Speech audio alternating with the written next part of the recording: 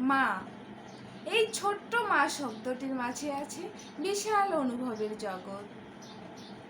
জীবনে কঠিন সময়ে যখন সবাই দূরে সরে যায়, তখন মা তার স্নেহের পরশের হাতটি মাথায় বুলিয়ে দিয়ে বলেন, আমি আছি তো। যার ইচ্ছে স্বপ্নগুলোকে পাশে সরিয়ে রাখে, সন্তানের ইচ্ছেগুলো পূরণ করেন, তিনিই মা।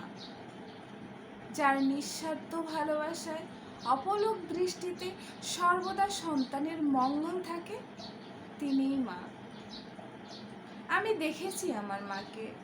আমরা দু ভাই বোন বাইরে থাকায় আমার মায়ের গলা দিয়ে ভালো মন্দ খাবার নামতো না। যখন কোনো অনুষ্ঠানে বা কোনো পূজা পার্বণে ভালো মন্দ আয়োজন করা হতো, আমরা যেতে পারতাম না। মা কেঁদে বুক ভাসাতো। প্রতিটা সন্ধ্যা মা কাঁদে আমাদের জন্য, আমাদের কথা মনে করে। বাড়ি গিয়ে শুনি সব অভিযোগ, আমার মা এমন করেছে, আমার মা অমন করেছে। হয়তো পৃথিবীর সকল মায়েই তাই, হয়তো পৃথিবীর সব মায়েই তার সন্তানের জন্য এরকমই করে। প্রণাম জানাই সকল মাকে। ভালো থাকুক সকল মা। ভগবানের কাছে প্রার্থনা করি পৃথিবীর সকল মা ভালো থাকুক।